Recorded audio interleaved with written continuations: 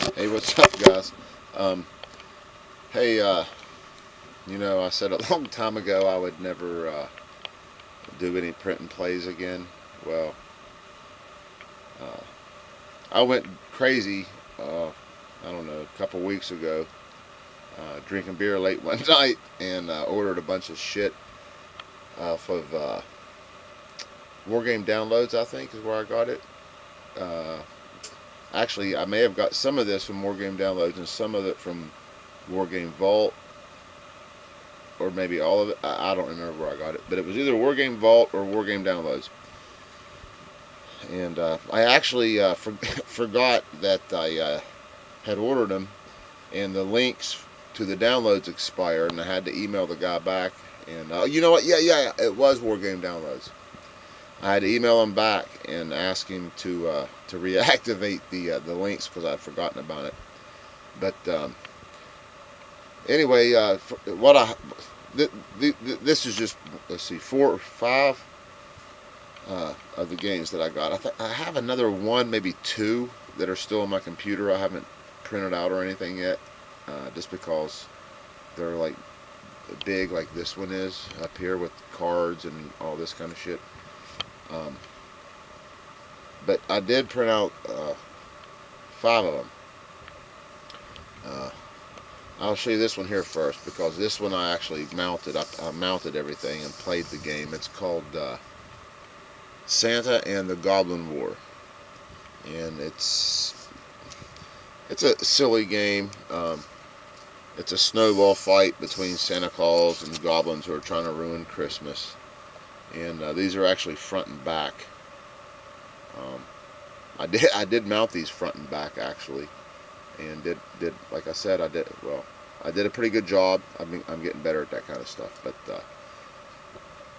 you have some different units. It's really basic and simple and silly, but it's kind of fun. Um, that's the map. There's Santa's house up here on this hill. Um, that's the Christmas tree grove, which is different than the rest of these.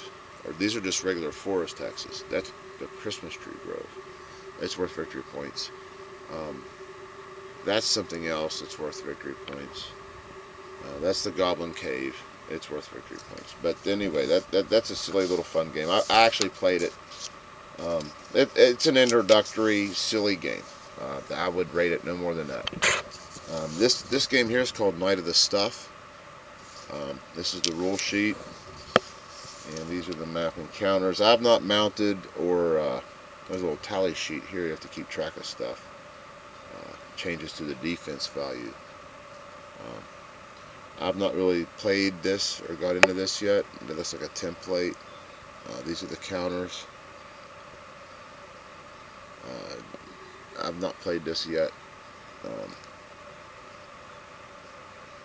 But it's the nobody knows why the island's been shunned over the ages.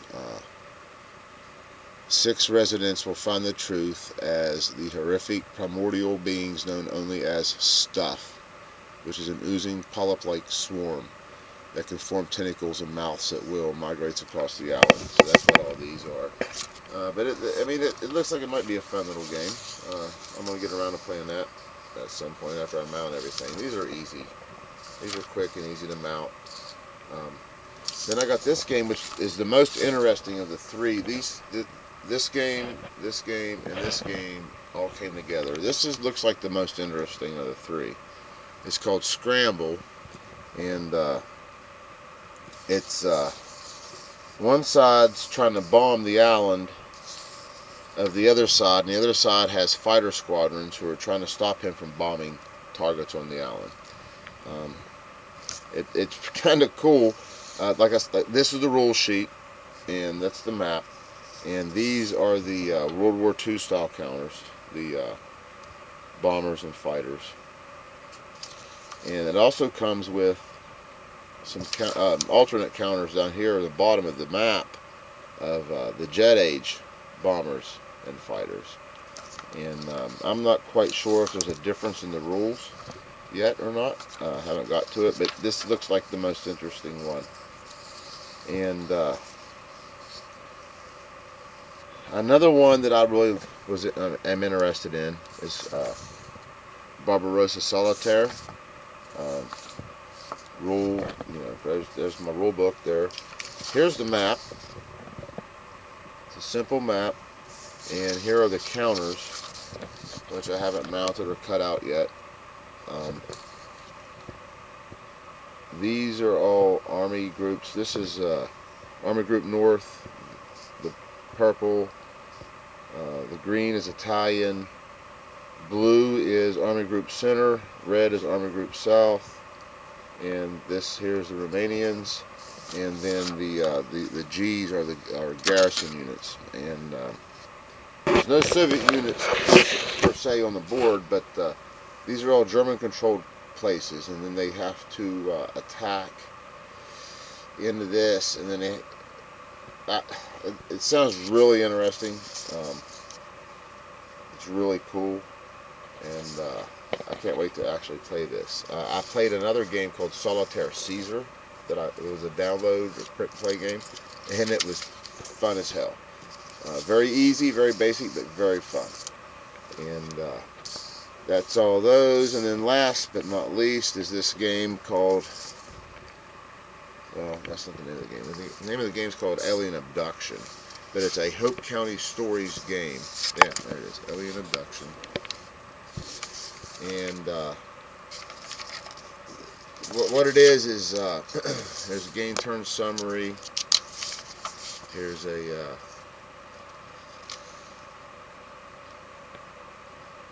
another game turn summary. I got 2 sheets of these for some reason. But and then there's the map, and you have you play these characters.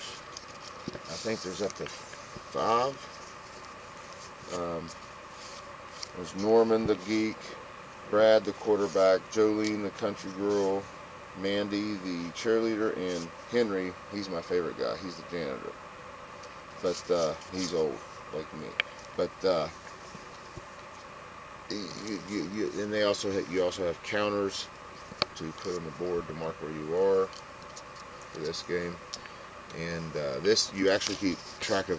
See this 3, 2, 1. That's your hit points. You can get hit 3 times and you're dead. There's a spaceship flying around the board, going to different locations, and you have family members who are in hiding. If I remember correctly, randomly determined at the beginning of the game, and you're trying to save them. And if you save them, they're worth different. Like this guy here, if you save him, he's worth 5. These are supposed to be double-sided. I didn't do it that way.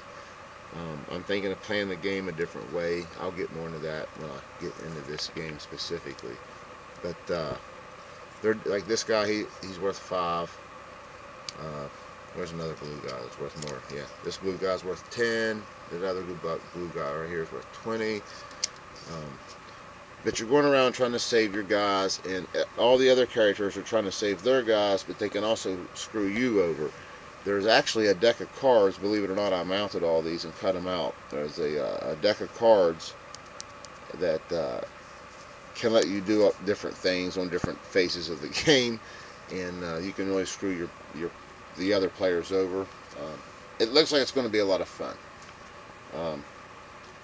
So I just got done cutting all that stuff out and everything. Yeah, there's laundry I had to move out of the way for when I changed the hot water heater. But that's it. That's my print and play haul that I actually forgot I even had, and that's probably going to be what I'm going to be spending most of my time on in the near future. So thanks for watching, fellas.